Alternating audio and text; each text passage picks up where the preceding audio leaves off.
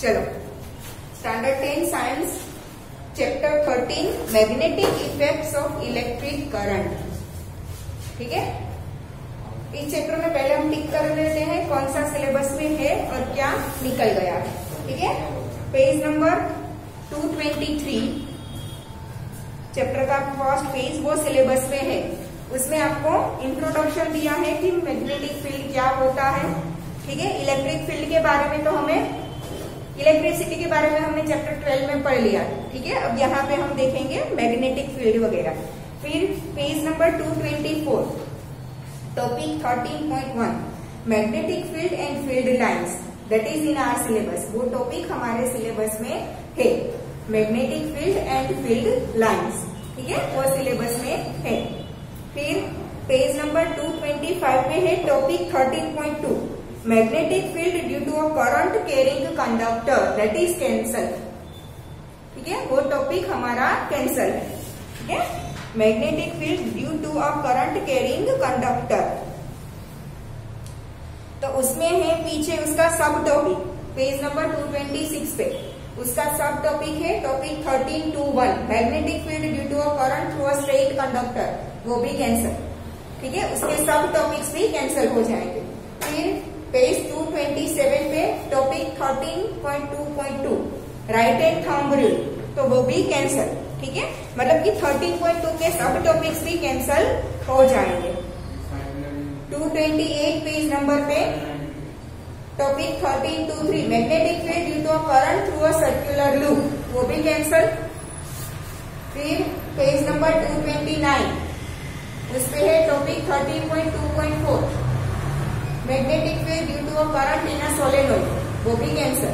ठीक है, now topic 13.3 force on a current carrying conductor in a magnetic field, that is in our syllabus. ठीक है, वो syllabus में है। फिर तो उसके रिलेटेड एग्जाम्पल 13.2 भी आएगा। 13.3 टॉपिक नंबर है, उसके रिलेटेड एग्जाम्पल 13.2 वो भी आएगा। ठीक है, फिर पीछे पेज नंबर 232 उस पे है topic 13.4 electric motor cancel, electric motor cancel. फिर पेज नंबर 233 उस पे है topic 13.5 electromagnetic induction, that is in our syllabus. Electromagnetic induction है। ठीक है, फिर इंडक्शन बहुत बड़ा टॉपिक है। Page number 236 electric generator cancel, electric generator cancel. फिर page 237 topic 13.7 domestic electric circuits cancel.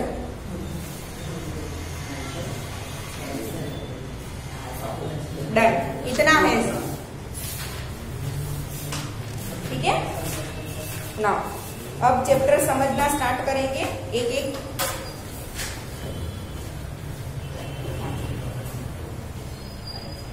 In the previous chapter on electricity, we learnt about the heating effect of electric current. Now, हमने chapter number 12 electricity में, ठीक है, electricity की heating effects देखी थी। Heating effects के कुछ क्या थे, एडवांटेजेस भी थे तो कुछ डिसएडवांटेजेस भी थे। एडवांटेजेस क्या थे, हम किस में यूज करते थे इलेक्ट्रिसिटी की हीटिंग इफेक्ट? आयरन में, कपड़े प्रेस करने की आयरन में, वाटर हीटर में।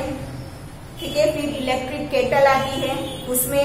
तो इन सारी चीजों में हीटिंग इफेक्ट है इलेक्ट्रिक करंट की, that is advantages of heating effect. But बहुत सारी ऐसी भी चीजें हैं जिसमें हीटिंग इफेक्ट क्या है, डिसएडवांटेजेस है। ठीक है, जैसे कि फैन थोड़ी देर के लिए चालू रहता है, फिर आप बंद करके एकदम बंद हो जाए, बाद में उसे टच करो तो वो गर्म लगेगा, that is unnecessary, that heat is unnecessary. ठीक है, फिर बल्ब चालू हो थोड़ी देर के लिए, उसे बंद करके टच करो तो वो क्या होगा, थोड़ा गर्म होगा, that heat produce is also unnecessary. ठीक है, वो भी क्या है, अननेसेसरी है।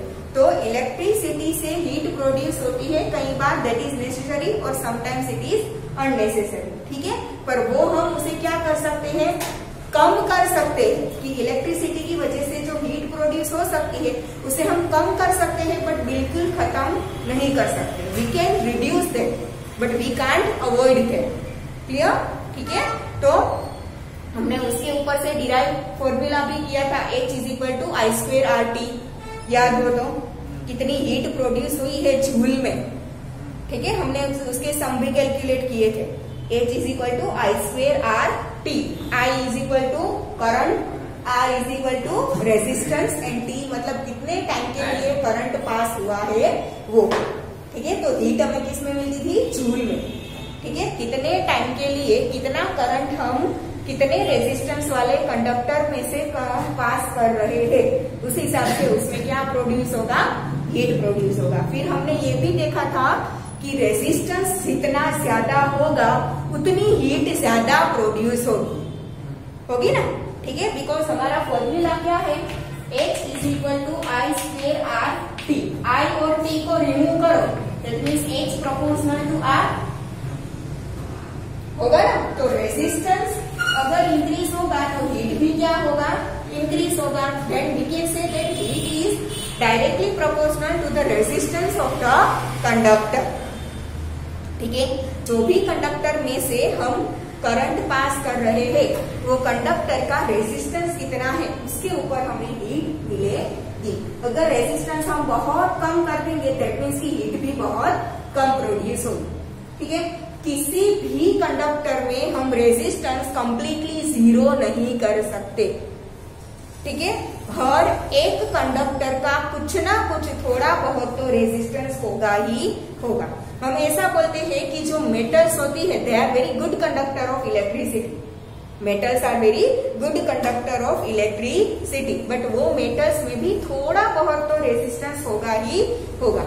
कौन सी मेटल है जिसमें सबसे ज्यादा इलेक्ट्रिसिटी पास हो सकती है? सिल्वर। यस, ठीक है, सिल्वर में सबसे ज्यादा इलेक्ट्रिसिटी पास हो सकती है, बट उसमें भी थोड़ा बहुत तो रेजिस्टेंस होगा ही। ठीक है, तो सिल्वर में से भी अगर थोड़े टाइम के लिए हम करंट फ्लो करते जाए, ठीक है, तो वो भी थोड़े टाइम बाद हीट होगा। हाँ, बाकी सारी मेटल के वायर्स अगर हम लेंगे तो उनकी कंपैरिजन में थोड़ा कम हीट होगा क्योंकि उसमें रेजिस्टेंस बहुत कम है, बट होगा तो सही। ठीक है, क्योंकि कोई भी कंडक्टर है उसमें रेजिस्टेंस बिल्कुल जीरो हो ऐसा पॉसिबल नहीं है। क्लियर? ठीक है, तो ये हीटिंग इफेक्ट हमने देखा था। अब इसी करंट की वजह से अब हम देखेंगे मैग्नेटिक इफेक्ट। इस चैप्टर में हम क्या देखेंगे? Magnetic effect. इलेक्ट्रिक करंट की हीटिंग इफेक्ट क्या है ये तो हमने देख लिया, अब हम देखेंगे मैग्नेटिक इफेक्ट। तो पहले मैग्नेटिक इफेक्ट समझने के लिए पहले तो मैग्नेट क्या है वो समझना पड़ेगा। ठीक है, मैग्नेट आप सबने देखा हो। ठीक है, स्टेशनरी स्टोर में आप मैग्नेट मिलते भी है, खेलने के लिए छोटे बच्चे खरीदते भी है। ठीक है, उसमें क्या आता है? दो अलग अलग साइज के अलग अलग शेप और साइज के मैग्नेट्स मिलते हैं। ठीक है, दो मैग्नेट की पेयर होती है। ऐसे आपने देखा होगा ओवल शेप के मैग्नेट्स मिलते हैं, एकदम परफेक्ट शेप नहीं बना है बट ऐसे मिलते हैं। ठीक है, उस मैग्नेट में आपने देखा होगा कि दो मैग्नेट की एक साइड को आप बाजू में ले आओ, ठीक है, तो या तो वो अट्रैक्ट होगी या तो वो रिपल होगी। होता है ना, दो चीज पॉसिबल है। ठीक है, मैग्नेट्स में दो चीज पॉसिबल है, या तो दोनों साइड्स क्या होगी एक दूसरे से, दो मैग्नेट को हम मानो कि ये दो मैग्नेट है, ठीक है, इन दोनों को मैं ऐसे एकदम टच नहीं कर रही, थोड़ा दूर रख रही। ठीक है, ऐसे मैंने रखा, या तो इस नजदीक लाने से ये दोनों या तो अट्रैक्ट होंगे या तो रिपल। अट्रैक्ट कब होंगे?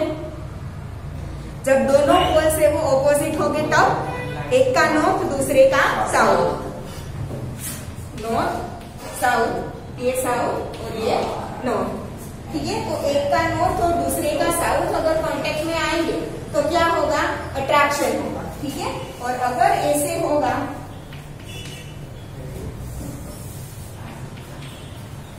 नॉर्थ नॉर्थ कांटेक्ट में आया तो रिपल्सन। ठीक है, और या तो साउथ साउथ कांटेक्ट में आया तो भी क्या होगा? रिपल्सन। ठीक है, ये क्यों होता है पता है आपको? ये अट्रैक्शन और repulsion that is because of magnetic field around it. जैसे किसी भी कंडक्टर में से जब इलेक्ट्रिसिटी पास होती है ना, तो वो कंडक्टर अपने आसपास अपना इलेक्ट्रिक फील्ड प्रोड्यूस करता है। इलेक्ट्रिसिटी पास होती है तब वो अपने आसपास अपना क्या प्रोड्यूस करता है, इलेक्ट्रिक फील्ड प्रोड्यूस करता है। वैसे ही मैग्नेट अपने आसपास अपना मैग्नेटिक फील्ड प्रोड्यूस करता है। ठीक है, वो मैग्नेटिक फील्ड मैग्नेट के एकदम नजदीक, मानो कि ये मैग्नेट है तो मैग्नेट के एकदम नजदीक में ये जो मैग्नेटिक फील्ड है वो एकदम हाई में होगा। मतलब कि we can say the magnetic field is at the higher level. ठीक है, जैसे ही डिस्टेंस ज्यादा होता जाएगा वो मैग्नेटिक फील्ड है उसकी इफेक्ट थोड़ी थोड़ी क्या होती जाएगी, कम होती जाएगी। डिस्टेंस जैसे ज्यादा होता जाएगा वैसे मैग्नेटिक फील्ड की इफेक्ट क्या होती जाएगी, कम होती जाएगी। मानो कि इस मैग्नेट का यहाँ पे नॉर्थ पोल है, ठीक है, और इसका यहाँ पे साउथ है, तो नॉर्थ एंड साउथ दोनों ऑपोजिट है। इतना दूर रखूं तो दोनों अट्रैक्ट होंगे, नहीं होंगे। इतने दूर से दोनों अट्रैक्ट नहीं होंगे। ठीक है, जैसे ही मैं नजदीक लाती जाऊंगी अभी भी अट्रैक्ट नहीं हो रहे क्योंकि छोटे हैं, मैग्नेट बहुत छोटे हैं तो उनका इलेक्ट्रिक फील्ड भी बहुत कम होगा। ठीक है, पर अगर मैं इतने नजदीक लाऊं तो ये दोनों अट्रैक्ट होंगे। अगर मैं इस मैग्नेट को यहाँ से छोड़ भी दूं ना तो भी वो नीचे नहीं गिरेगा, वरना ग्रेविटेशनल फोर्स की वजह से चीज नीचे गिरनी चाहिए ना। ठीक है, इतना नजदीक लाया, फिर मैं यहाँ से इस मैग्नेट को साइड में छोड़ भी दूं ना तो भी वो अट्रैक्शन से इससे चिपक जाएगा, नीचे नहीं गिरेगा। Why? Because magnetic force is higher than the gravitational force. ठीक है, नजदीक था तो मैग्नेटिक फील्ड क्या होगा, ज्यादा होगा। ठीक है, अब ये मैग्नेटिक फील्ड है वो मैग्नेट के आसपास आपको कैसे मिलेगा। आपको यहाँ पे एक एग्जांपल दिया है ये समझने के लिए कि इसको ये बार मैग्नेट हम ले, बार मैग्नेट मतलब कि क्यूबोर्ड जैसे सेट का लंबा जो आता है ना, वो बार मैग्नेट हम ले।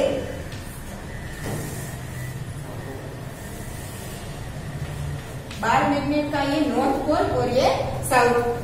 ठीक है, अब आपके पास आयरन मेटल का थोड़ा पाउडर है। आयरन मेटल का क्या है, आपके पास पाउडर है। तो अगर उस पाउडर को आप इस पे क्या करोगे, छिड़कोगे, इस पे स्प्रेड करोगे ना, तो वो पाउडर है ना वो ऐसे यहाँ पे अरेंज हो जाएगा।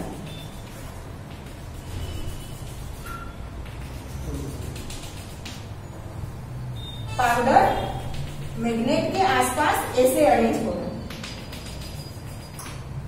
उस पे चिपक तो जाएगा, वो पाउडर उस पे चिपकेगा, बट चिपकने की वो एक पैटर्न बनाएगा, एक पैटर्न में उस पे वो होगा। ठीक है, and this pattern shows the magnetic effect, magnetic field की लाइंस शो करता है। ये क्या शो करता है, मैग्नेटिक फील्ड की लाइंस। मतलब कि ये जो लाइंस आपको मिल रही है ना, it is showing the magnetic field around the magnet.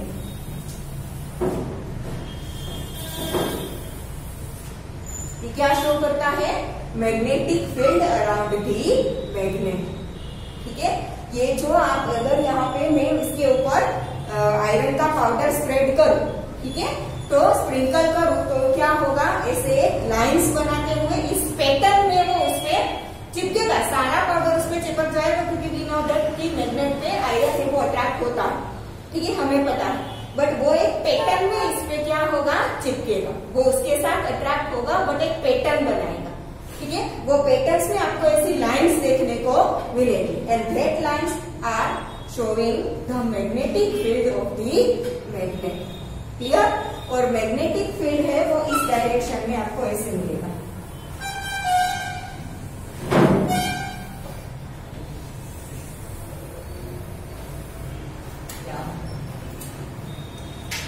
ये एक मानो की कॉपर का वायर है, ये लाइन है, ये कॉपर का वायर है। ठीक है, करंट इस साइड से पास होके इस साइड जा रहा है, ये करंट की साइड है, ये करंट की क्या है, साइड। ठीक है, तो इस डायरेक्शन में करंट फ्लो रहा है, दैट मीन्स की इलेक्ट्रिक फील्ड भी इस डायरेक्शन में हो रहा है। Electric field and magnetic field both are vector quantities. Electric field and magnetic field both are क्या है, वेक्टर क्वांटिटीज, मतलब उसकी दे हैव डायरेक्शन ऑल्सो। ठीक है, scalar and vector quantity 9th standard में हमने पढ़ा है। ठीक है, स्केलर क्वांटिटी का ओनली मैग्नीट्यूड होगा, डायरेक्शन नहीं होगा, एंड वेक्टर क्वांटिटी का मैग्नीट्यूड विथ डायरेक्शन। तो electric field and magnetic field both are vector quantity, उनका कुछ मैग्नीट्यूड भी होगा और उनकी कोई डायरेक्शन भी होगी। क्लियर? ठीक है। तो जिस डायरेक्शन में इलेक्ट्रिक करंट पास होता है उस डायरेक्शन में इलेक्ट्रिक फील्ड का क्या होगा, डायरेक्शन होगा। तो मैग्नेटिक फील्ड है वो कौन सी डायरेक्शन में होता है, ठीक है। यहाँ हमने ऐसा देखा कि अगर हम आयरन पाउडर को इस पे स्प्रिंकल करें तो वो ऐसे लाइंस में लाइन जैसी पैटर्न बनाएगा, बस इस पैटर्न में आपको डायरेक्शन नहीं दिखेगी, ठीक है। तो मैग्नेटिक फील्ड की डायरेक्शन ऑलवेज होती है साउथ टू नॉर्थ। कौन सी डायरेक्शन में होता है magnetic field, from south to north direction में होता है, क्लियर, ठीक है। मैग्नेटिक फील्ड कौन सी डायरेक्शन में होगा, फ्रॉम साउथ टू नॉर्थ, ठीक है। North pole and south pole होता है, ठीक है ना। अभी इसमें पढ़ के हम समझते हैं। In the previous chapter on electricity, we learned about the heating effects of electric current. What could be the other effects of electric current? ठीक है, अभी मैंने आपको समझाया हीटिंग इफेक्ट। वैसे ही इलेक्ट्रिसिटी की वजह से हमें क्या मिल सकता है, मैग्नेटिक इफेक्ट भी मिल सकता है, ठीक है। What could be the, we know that an electric current carrying wire behaves like a magnet. जिस वायर में आपके घर पे ये जो इलेक्ट्रिसिटी के कनेक्शन होते हैं उसमें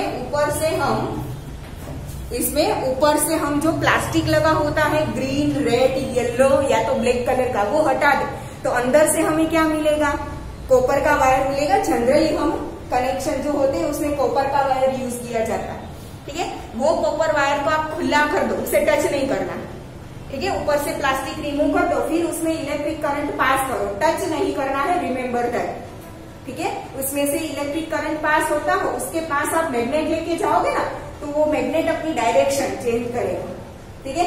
ये चीज देखने के लिए हम जो मैग्नेटिक वो नीडल आती है, मैग्नेटिक नीडल तो सबको पता होगा, ठीक है। वो मैग्नेटिक नीडल कौन से डायरेक्शन में होती है, नॉर्थ साउथ में होती है। बट जब उस वायर में से करंट पास होगा और उसके पास आप मैग्नेटिक नीडल लेके जाओगे ना तो नीडल है वो चेंज करेगी अपनी डायरेक्शन, ठीक है। तो उसपे से हमें पता चलेगा कि जो वायर में से इलेक्ट्रिक करंट पास हो रहा है उसकी वजह से क्या है, मैग्नेटिक फील्ड प्रोड्यूस हो रहा है, जिसकी वजह से नीडल है वो अपनी डायरेक्शन चेंज कर रही है, ठीक है।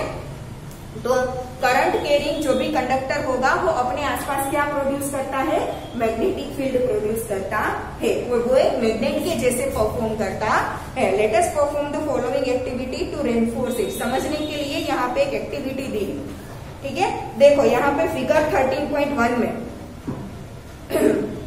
वायर के साथ एक रेजिस्टर कनेक्ट किया है, एक एमीटर कनेक्ट किया है, स्विच से की उसे ऑन ऑफ करेंगे और एक पेपर रखा है ABCD, उसके साइड में आपको दिख रहा है छोटी सी नीडल रखी है, दिख रहा है, ठीक है। करंट पास होगा तो वो नीडल क्या करेगी, अपनी डायरेक्शन चेंज करेगी, ठीक है। जब आप स्विच को ऑफ रखोगे मतलब कि वायर में से कोई करंट पास नहीं हो रहा, ठीक है, तब वो नीडल है वो और अर्थ के नॉर्थ और साउथ पोल के हिसाब से होगा। हमें पता है नीडल है वो अर्थ के नॉर्थ और साउथ पोल के हिसाब से रहता है, ठीक है।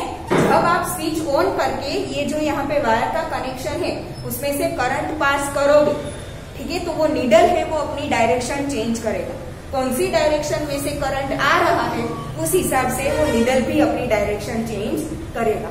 दैट मीन्स कि हमें इससे ये पता चलता है कि जो इलेक्ट्रिक कंडक्टर है वो अपने आसपास मैग्नेटिक फील्ड प्रोड्यूस करता है, ठीक है। Now we see that the needle is deflected. Needle deflected मतलब कि वो थोड़ी बहुत अपनी डायरेक्शन चेंज कर रही है, ठीक है।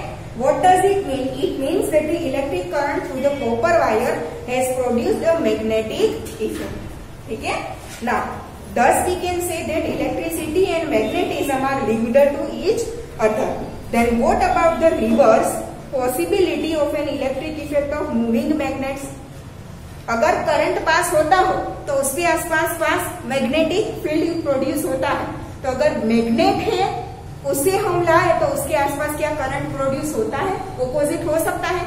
करंट में से मैग्नेटिक फील्ड मिल सकता है, तो क्या मैग्नेटिक फील्ड में से करंट मिल सकता है, पॉसिबल है, यस, ठीक है। वो हम लास्ट में इस चैप्टर में देखेंगे। In this chapter we will study magnetic fields and such electromagnetic effect. Electromagnetic effects मतलब कि इलेक्ट्रिसिटी से जो मैग्नेटिक इफेक्ट्स प्रोड्यूस होती है वो, और मैग्नेटिक फील्ड की वजह से जो इलेक्ट्रिसिटी प्रोड्यूस होती है वो भी। क्लियर?